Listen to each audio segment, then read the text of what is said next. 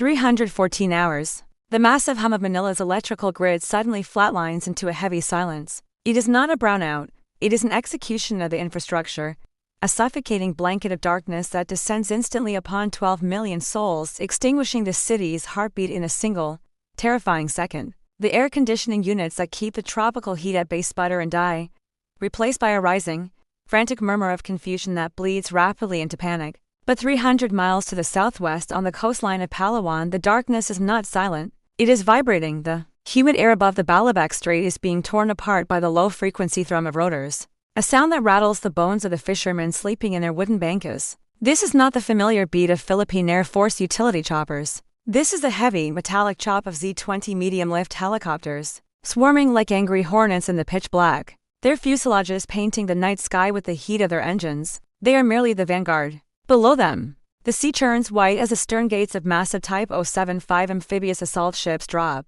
into the water, unleashing a nightmare of steel and speed. Type 726 E-class air cushion landing craft scream toward the beaches, their turbines howling over the crashing waves, carrying main battle tanks and squads of elite plumberines. The smell of ozone and diesel fuel overwhelms the scent of the ocean, a chemical warning of the violence to come. By 03 to 2 hours, the first boots hit the sand at Brooks Point. The local garrison, blinded by the complete loss of satellite communications and electrical power, scrambles to respond, but they are fighting ghosts. Thermal imaging scopes on the invading QBZ-191 rifles turn the confused defenders into glowing white targets in the abyss. There is no heroic standoff here, only the brutal efficiency of a modernized war machine rolling over unprepared flesh. The silence of the blackout is shattered by the staccato cracks of gunfire, and the deeper, earth-shaking thuds of ZBD-05 amphibious fighting vehicles pushing inland, their 30mm cannons chewing through the jungle tree line. The defenders' antiquated radio equipment offers only static,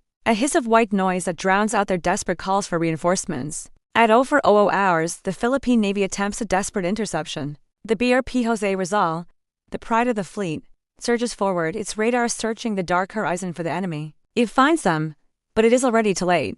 A Type 55 Runway-class destroyer, lurking silently 20 miles out, has already painted the frigate with fire control radar. A salvo of YJ-12 supersonic missiles erupts from the vertical launch cells, turning the night sky into a blinding dun. The impact is catastrophic. The Jose Rizal dissolves in a fireball that evaporates the ocean spray for hundreds of yards, its hull sheared in half by the sheer kinetic energy of the warheads. The pride of the Navy sinks in under 4 minutes, taking the hopes of immediate resistance with it to the bottom of the Sulu Sea. The ocean floor is lit briefly by the burning wreckage, a chilling testament to the disparity in firepower. For 145 hours, the strategic picture shifts from invasion to fortification. Heavy-lift helicopters begin sling-loading prefabricated concrete slabs and mobile radar units onto the seized airfields. They are not just taking the island, they are terraforming it into an unsinkable aircraft carrier. But the Pacific is not empty. At 05:00 hours, the sleeping giant wakes. The USS Ronald Reagan carrier strike group, patrolling the Philippine Sea, launches a response. The flight deck erupts in a choreography of steam and furious F-35C Lightning II stealth fighters are catapulted into the gloom, their afterburners scorching the air. They are the tip of the American spear, designed to penetrate advanced air defenses and deliver retribution. However, the battle space they are entering has changed. As the American squadron crosses a sound barrier, their sensors pick up anomalies. The sky over Palawan is not empty. J-20 Mighty Dragon stealth fighters, vectored in by KJ-500 airborne early warning aircraft, are waiting in the high atmosphere. The engagement begins not with a dogfight, but with a silent exchange of data streams and electronic jamming. At 05:30 hours, the electronic spectrum becomes a wall of white noise. The A-18G growlers accompanying the U.S. strike force struggle to suppress the massive output of land-based jamming arrays already active on the island. Then the missiles fly. PL-15 long-range air-to-air missiles streak down from the stratosphere, targeting the American tankers and support aircraft, forcing the F-35s to make a critical choice: press the attack with limited fuel or retreat. The pilots push forward, releasing LRASM anti-ship missiles at the Chinese fleet. The sky lights up with defensive fire. Type 1130 close-in weapon systems on the Chinese destroyers spin up, spewing thousands of rounds per minute, creating a wall of tungsten that shreds the incoming missiles. Some get through, slamming into a Type 05D destroyer, but the invasion force remains intact.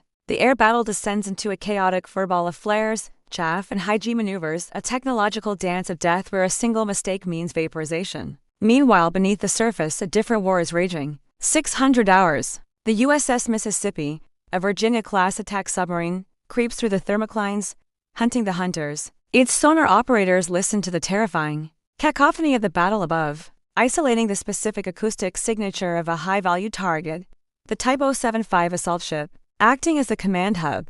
The captain orders a firing solution, but the waters around Palawan are choked with underwater drones. A swarm of UUVs detects the magnetic anomaly of the American sub. The hunter becomes the hunted. A Chinese Type 039C submarine, running silent on air-independent propulsion, fires a spread of U-7 heavy torpedoes. The water screams, with the high-pitched whine of cavitation. The Mississippi takes evasive action, deploying countermeasures, diving deep into the crushed depth. An explosion rocks the vessel, not a direct hit, but close enough to shatter pipes and flood the torpedo room. The American sub is forced to disengage, leaving the seafloor to the invaders. 630 hours. The sun begins to crest over the horizon, revealing the scale of the transformation. Smoke columns rise like black pillars from the burning ruins of Puerto Princesa International Airport.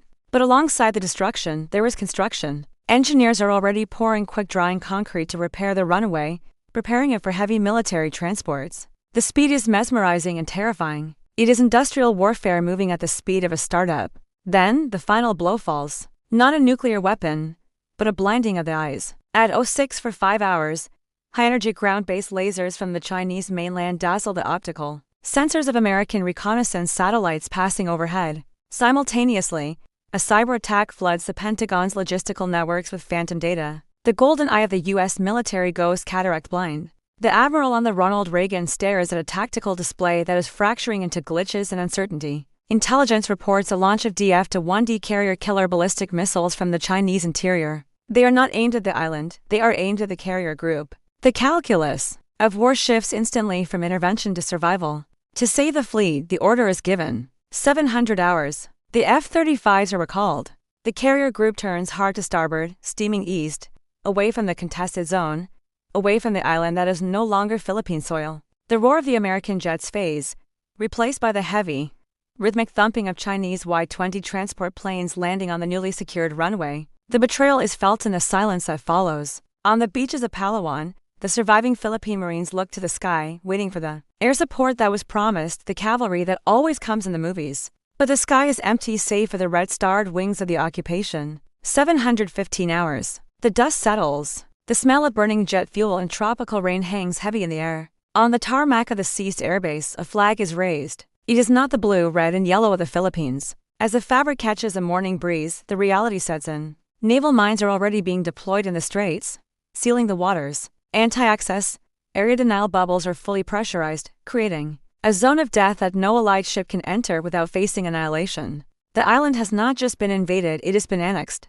The chaotic violence of the night has coagulated into a permanent, ironclad state of siege. The world wakes up to a new map, where the Pacific is no longer an American lake, but a contested war zone where the lines have been redrawn in blood and concrete. The news cycles in Washington and Brussels will spin up, politicians will condemn and sanctions will be threatened, but the physics of the battlefield speak a simpler, colder truth.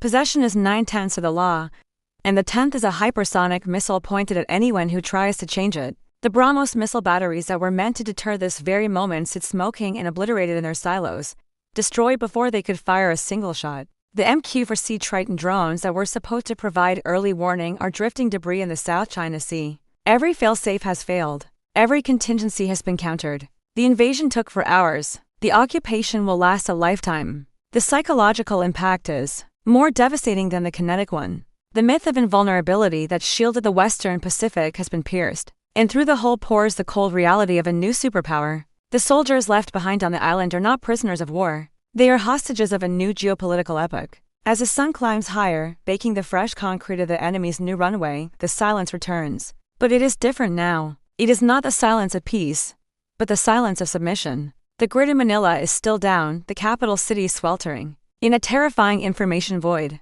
Rumors spreading faster than the fires that still burn in the distance. The Pacific Ocean, once a bridge between nations, has become a vast, impassable moat. The strategic balance has not just tipped, it has been overturned. And as the first Chinese fighter jets touch down on the captured airfield, securing the airspace for 1,000 miles in every direction, the world waits for a political response. that never arrives in the face of this absolute, irreversible fait accompli.